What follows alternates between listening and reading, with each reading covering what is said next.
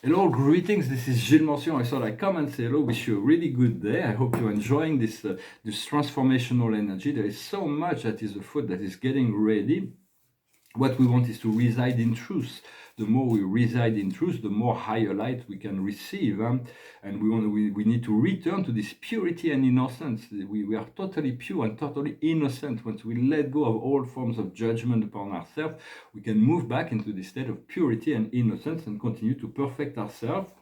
All that we are looking for is stored within our DNA. It is the DNA, it's the center of every cell. We have billions, trillions of cells that make up our physical body. And within the center of all cells, there is this same genetic program. You can isolate it, so see it in your third eye, and then you can explore it. You can go and look into it. DNA is huge. It's a polymer. There is millions of molecules within the DNA. Maybe billions of molecules and trillions of atoms, and although but it's still at the center of every cell, and this DNA is unique to ourselves. We all share the certain. We all have a human form, so this part we know we're sharing that part of the DNA, but within the DNA there is all kinds of unique programmation and so we want to understand that we are completely unique. Our soul path is completely unique. All our memories are completely unique, and so we want to honor ourselves, our unique aspect of ourselves. And so we understanding also we have to go into taking the light of the sun each and every day, because the sun is reactivating some non-coding parts and making them coding where there's all kinds of programmation, understanding, truth, and within the DNA there is this hole, white hole, blue hole, black holes that are tunnels that lead us to other dimensions. So it is good to become master of our DNA. Then it's going to expand into this great Merkaba field.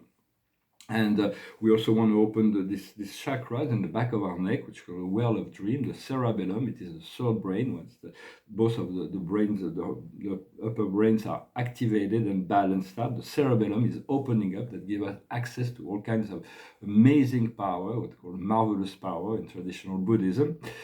And for that we need to. So today I drink a bit of coffee, but it's good to not drink too much coffee because it blocks that chakras to some level. And so it is. But we're soon to be reconnecting to all kinds of new energies, new powers, new understanding about ourselves. We have to be patient in the process. I'm going to pull 5 cards from the Dakini to see what. The past is the living goddess. It is the balance, it's divine order, it's divine grace, it's harmony, it's beauty. We already know that. And now we are in the Mount Meru, is the center of the universe. We are finding the stillness within ourselves. We know we can always return to stillness and calm within ourselves. And what's coming up in the near future is just passing through. Things are just changing all the time. So do not hold on to the past. Just be ready for a better future always. What we're working on right now is a threefold riddle. It is a psychological temptation. It is something we cannot solve mentally. So we may as well let go of the puzzle and give yourself time for the light to show you, to explain to you the ins and outs of things and put things in order. And once we do that, we find the guardian. It is a mystical experience that is coming, an experience that is transcendental. We have to accept, allow, be receptive, open, and not judge the experience, and learn from that which is given to us. And the outcome of that search will be the phoenix, or rebirth, a complete total rebirth. It is the card of the sun. It is the card of greatness. It is the card of abundance.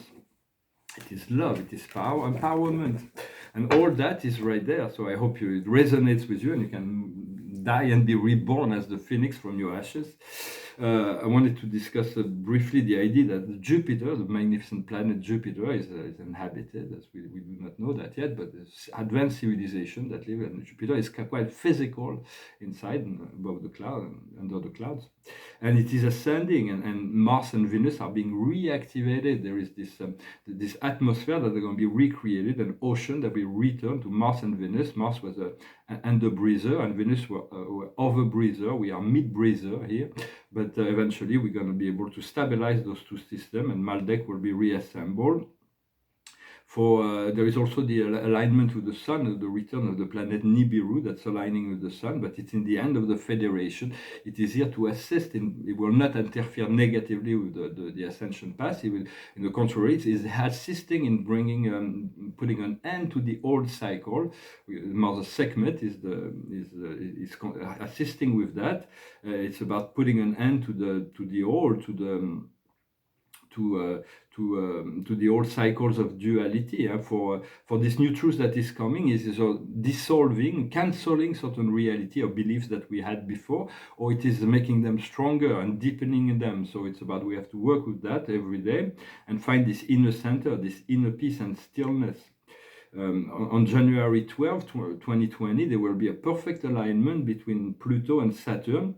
So it's going to shake the reality and it's going to force certain healing in society, but it's in Capricorn. And so it's okay to go into nature, to isolate yourself the time you heal, let go of social media if you're going through certain process.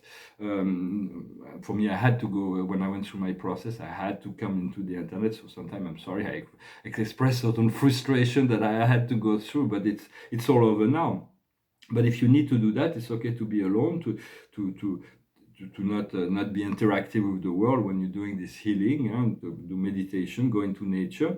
For everybody, many people are searching soulmate, a perfect match for who they are. But this will come in due time once we are ready. This time is given to prepare ourselves for that. What we want to do is to fuse the mind and the heart. The mind and the heart have to be fused and function together as one, not as conflicting, opposing energy as before. It's okay to keep your truth inside if the people are not ready to receive it. It's okay to wait to see that people are awakened and ready to receive your truth. Otherwise, cultivate it within yourself. Because if they're not ready and you give them something that's beyond their level of truth, judgment will come from them and they will not receive it, but they will judge you. So do not blame them from judging you. Just know that they were not ready and learn something from the experience and let it go. But we have to learn to read the aura and to follow our intuition. For higher light can come to us or come through us. Eventually, all of the higher life will come through us, and we'll just expand that higher light into the world. Right now, we can still use the mirrors of light. Higher light can come to us from the crown, from the crown, or from the mirrors of life. But when it comes through us, it can come through in many ways. We have to allow whatever happening to trust the process. We have expanded beyond 3D, so there is no moving backwards. We cannot go back. We have expanded, but we're not comfortable enough to move forward. We don't have, for the most part, we don't have all the information that would give us the passion to move forward. So because we're not yet used of the higher energy, we do not know yet how to find this true joy inside of us. The idea is and the highest passion, the positive passion, the idea is to relax and let the inspiration comes back. When the inspiration comes back, then act. For there is a shift in interest. A lot of things that used to be of high interest before no longer hold as much interest. And sometimes we feel like we've done too much work. It's like we've done all this work, but was it worth it? Because we haven't reached that point of total joy yet. No, it is on your way. You can, because we cannot find true joy until we have transmuted all our fear. But fear will still be there in the future, but it will have a different role. It will have a much smaller role. It will just be there to allow us to choose joy in relationship to those things that we were entrapped into fear before. So fear will still show us that, but it will be an instrument to discovering our joy. Do not judge your fear. We will assist us in appreciating joy. For soon joy will take over our whole life and expression. For without peace, there is chaos. If we're not in peace, we live in chaos.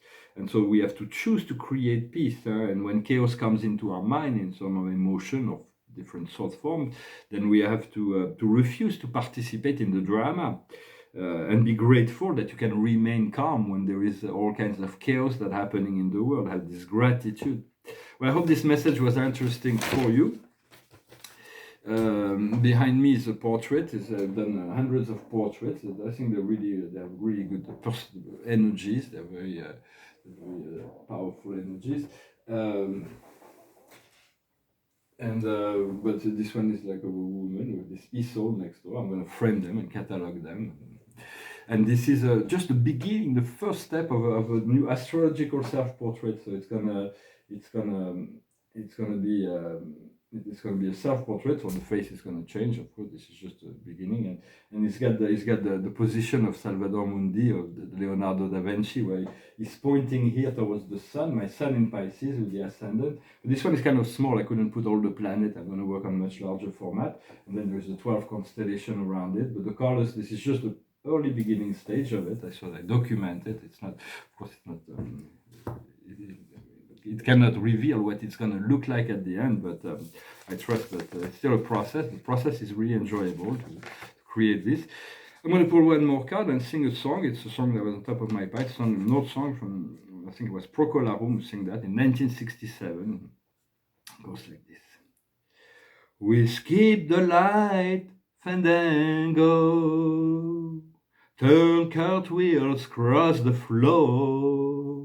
I was feeling kind of seasick, but the crowd called out for more. The room was humming harder as the ceiling flew away. When we called out for another drink, and the waiter brought his tray. And so it was that later, as the miller told his tale, that a face at first just ghostly turned a wider shade of pale. She said there is no reason, and the truth is plain to see, that I wandered through my playing cards, and I would not let her be one of 16 Vestal virgins who were leaving for the coast. And although my eyes were open, they might just as well been closed. And so it was that later, as the miller told his tale, that a face at first just ghostly turned a wider shade of pale. And so it was that later, as the miller told his tale, that a face at first just ghostly turned a wider shade of pale, turned a wider shade of pale, turned a wider shade of pale. Well, thank you very much for sticking till the end. Thank you for liking, sharing, commenting, subscribing. I'm going to pull one more card to see what is the 10 of Gabriel. Ask the angel to place the right people capable to help you on your way. You are working too much.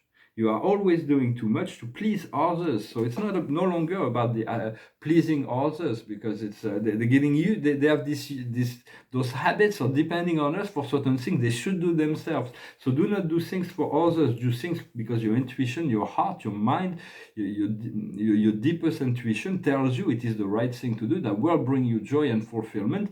And we have given this time to learn to let go of all those old habits of doing things for others that are no longer necessary. And so once we find this joy, we'll be able to serve them in much higher capacity. Well, thank you very much. I hope this message was interesting for you. I wish you a wonderful day, and I'll talk to you later. Namaste.